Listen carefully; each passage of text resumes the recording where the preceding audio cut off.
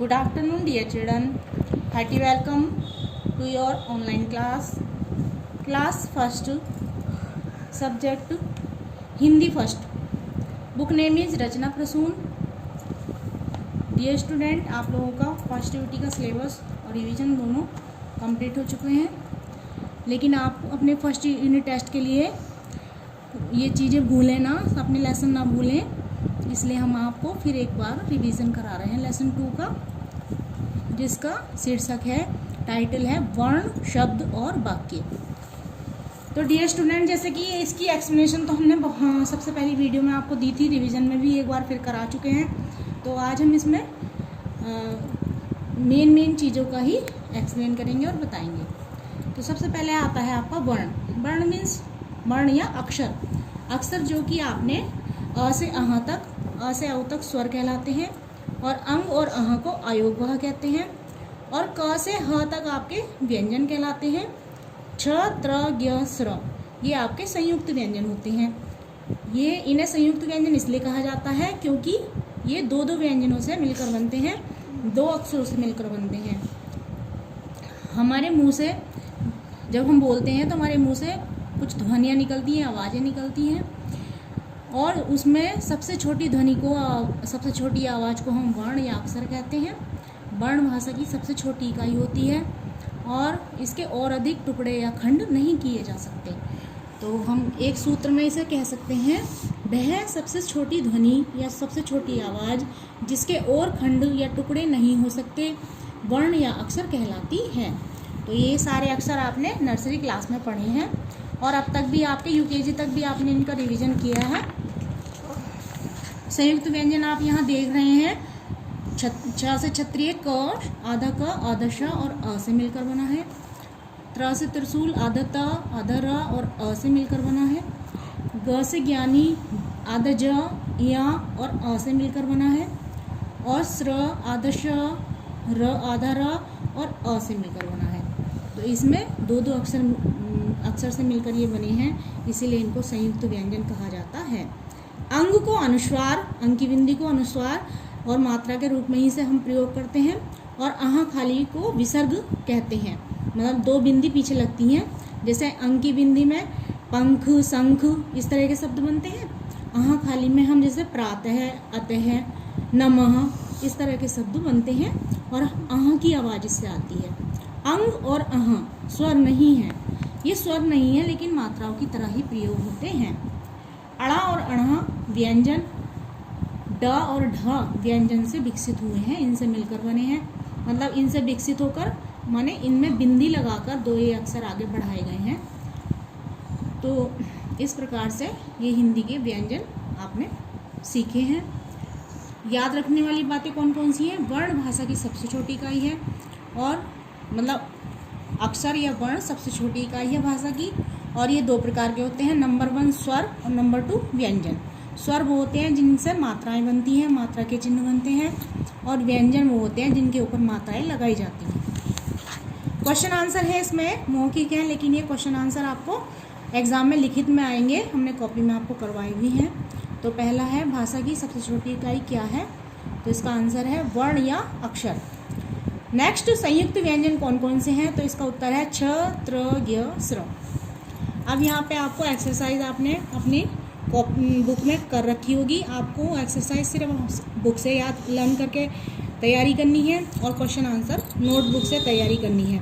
आज से हमने स्वर अलग करके लिखा तो आ, क्योंकि आ की मात्रा होती है। एनक से ए अलग कर देंगे, एक से ए अलग कर देंगे, औरत से औ, उनका से ऊ, और ऋषि से री को अलग करके हम स्वर अलग करके लिख देंगे। खाली स्थान में हम अड़ा और अणा का प्रयोग करेंगे।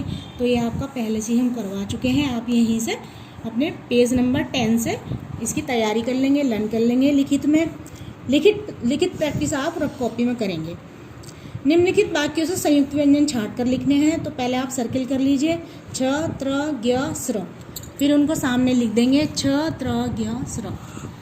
ये वाला भी हम आपको करा चुके हैं। क स्वर है या व्यंजन है, तो व्यंजन के आगे टिक लगाएंगे, क्योंकि क के ऊपर मात्रा लगती है, जहाँ पर भी मात्रा लगती है तो व्यंजन के आगे टिक करेंगे। औ जो है वो स्वर होता है, इसकी मात्रा होती है तो इस स्वर के सामने टिक लगाएंगे। बड़े ऊ की भी मात्रा होती है तो स्वर के सामने टिक कर दिया है। और ध में मात्रा लगाई जाती है तो ये व्यंजन हो गया, तो इसके सामने टिक कर देंगे। छ से क्षत्रिय संयुक्त व्यंजन होता है तो इसके सामने टिक किया। और री स्वर है, इसकी भी री की भी मात्रा होती है तो ये स्वर है, इसके सामने टिक लगा दिया। ये तो बहुत आसान है, चित्रों को देखकर आपको पूरा करना है इन्हें। उसके बाद स्वरों को रेलगाड़ी के डिब्बों में क्रम से बैठाकर इंजन की चिमनी में धुआं निकालना है। तो यहाँ पे देखिए हमने अ के बाद में अ, ई, उ, री, ए, ऐ, ओ, औ ये पूरी कंप्लीट कर दी है। आ से ओ तक के स्वर सारे कंप्लीट कर दिए हैं इस रेलगाड़ी में। यहाँ से आप धुआं निकाल सकते हैं चिमनी से। स्वरों का जो रूप व्यंजन के साथ जुड़ता है उसे मात्रा कहते हैं। तो देखिए यहाँ पे आप यहाँ से रिवीजन कर सकते हैं पूरा, बहुत स्पष्ट रूप से इसमें बहुत साफ तरीके से लिख कर दिया है कि कौन से स्वर की कौन सी मात्रा चिन्ह होते हैं और फिर उनको अगर हम शब्दों में प्रयोग करते हैं तो किस तरह से इनकी वर्तनी या मात्राएं लगाकर कौन से नए शब्द बन जाते हैं। अ की मात्रा नहीं होती तो लेकिन वो अक्षर के साथ बोला जाता है। कमल, कमल। बड़े आ की मात्रा, तो आ की मात्रा क में लगाई तो हो गया काम। छोटी ई की लगाई किताब। बड़ी ई की मात्रा इस तरह से अक्षर के बाद लगती है तो कील। छोटे ऊ की मात्रा नीचे लगती है अक्षर के तो कुसुम। बड़े ऊ की मात्रा भी अक्षर के नीचे लगती है तो कूप हो गया। री की मात्रा भी नीचे लगती है अक्षर के तो कृषक हो गया। ए की मात्रा अक्षर के ऊपर लगती है केला। आई की मात्रा भी डबल होकर अक्षर के ऊपर लगती है। ओ की मात्रा अक्षर के बाद लगती है कोयल। और औ की मात्रा भी अक्षर के बाद लगती है, हो गया कौवा। वर्णों का सार्थक समूह शब्द बनाता है। मतलब अक्षरों को जब हम सार्थक रूप से सार्थक समूह बनाते हैं अक्षरों को इस प्रकार से लिखते हैं कि उनका कोई अर्थ बने, तब वे शब्द कहलाते हैं। जैसे कि न, कल, नकल, कमल, कमल। इसी प्रकार से सार्थक शब्दों के व्यवस्थित क्रमबद्ध समूह को वाक्य कहते हैं। इसका मतलब ये हुआ कि शब्दों का अर्थ भी होना चाहिए और उनको व्यवस्थित क्रमबद्ध क्रम में भी रखना है उन शब्दों को व्यवस्था के साथ, और इस तरह से उनका समूह होना चाहिए कि उनका कोई ना कोई अर्थ निकलना चाहिए, तब वह वाक्य कहलाएगा। जैसे कि नकल मत करो, अगर हम इसे इस तरह से लिख दें करो मत नकल, तो ये वाक्य गलत हो जाएगा। कमल एक फूल का नाम है, तो अगर हम इसके भी शब्दों को इधर उधर करके लिख दें, जैसे फूल का एक नाम कमल है, तो भी सारा वाक्य का अर्थ बिगड़ गया वाक्य का अर्थ और क्रम बिगड़ने से पूरा अर्थ भी बिगड़ जाता है। इसलिए हमें सार्थक शब्दों को व्यवस्थित तरीके से क्रमबद्ध रूप पर रखते हैं, तभी वह वाक्य कहलाता। स्मरण रखने योग्य बिंदु, अब तक जो हमने पढ़ा उसमें से हमें लर्न करने के लिए क्या मिला? स्वरों के चिन्हों से मात्रा बनती है, वर्णों या अक्षरों का सार्थक समूह शब्द कहलाता है, और सार्थक शब्दों के व्यवस्थित समूह को वाक्य कहते हैं। छोटी की मात्रा वाले दो शब्द, तो इसका उत्तर है दिन, किताब। आप और भी कोई से दो अलग तरह के शब्द भी लिख सकते हो, लेकिन उनमें मात्रा छोटी की ही होनी चाहिए। एक वाक्य बोलिए या लिखिए, वह आम खाता है। कोई सा भी वाक्य आप लिख सकते हो, लेकिन उसका कुछ ना कुछ अर्थ होना चाहिए और उसके शब्द क्रम में लिखे हुए होने चाहिए। अब ये मात्राएं आपको शुद्ध करके मात्रा लगाकर सारे शब्दों को शुद्ध करके लिखना है। तो पहला है कोयल, डाकिया, किताब, हरियाली, आज़ादी, दिल्ली, सहेली, भूख, वृक्ष। और यहाँ पर नंबर 3 पर आपको उचित क्रम में रखकर वाक्य बनाने हैं। ये देखिए वाक्यों का क्रम, शब्दों का क्रम बदला हुआ है, तो जिसकी वजह से अर्थ सही नहीं बैठ रहा। तो किताब मैं हूँ पढ़ता, तो हम सही वाक्य बनाएंगे, मैं किताब पढ़ता हूँ। नेक्स्ट है चाहिए बोलना सदा सत्य, तो हम सही वाक्य बनाएंगे, सदा सत्य बोलना चाहिए। राष्ट्रीय हमारा पक्षी है मोर, यह भी गलत है, तो हम सही करके लिखेंगे मोर हमारा राष्ट्रीय पक्षी है। खाओ खाना लता, इसका भी अर्थ समझ में नहीं आ रहा, अर्थ गलत हो रहा है, तो सही करके लिखेंगे लता खाना खाओ। यहाँ पर आप देख रहे हैं सार्थक शब्दों पर टिक लगाना है और गलत शब्दों पर क्रॉस करना है। ये आपने अपनी बुक में आप कर चुके होंगे, एक बार और हम पहले भी रिवीजन करा चुके हैं। तो अगर फिर भी कोई प्रॉब्लम है तो आप पूछ सकते हैं ग्रुप में। तो ये यहीं से आप पेज नंबर 14 से इसकी तैयारी कर लेंगे।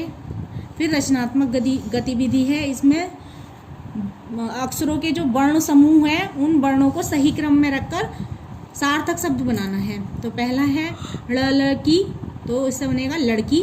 चियाड़ी चिड़िया, लितित तितली, टोरिक से बनेगा टोकरी, किलो से लौकी, लिलवी से बिल्ली, आछुक से कछुआ, अजरक से अजगर। और यहाँ पे बॉक्स में नाम दिए गए हैं पिक्चर के, और चित्रों के नीचे हमें यहाँ से सिलेक्ट करके नेम लिखने हैं। पहला चित्र है आपका फूल का, तो लिखेंगे फूल। दूसरे चित्र में लड़की लिखेंगे। तीसरे में, थर्ड में चिड़िया का चित्र है तो चिड़िया लिखेंगे। फोर्थ पिक्चर लौकी की है, फिफ्थ पिक्चर भगवान की है, और सिक्स्थ पिक्चर तितली की है। तो इस प्रकार से एक बार फिर आपका लेसन 2 का रिवीजन कंप्लीट हो चुका है। Have a nice day, take care, thank you.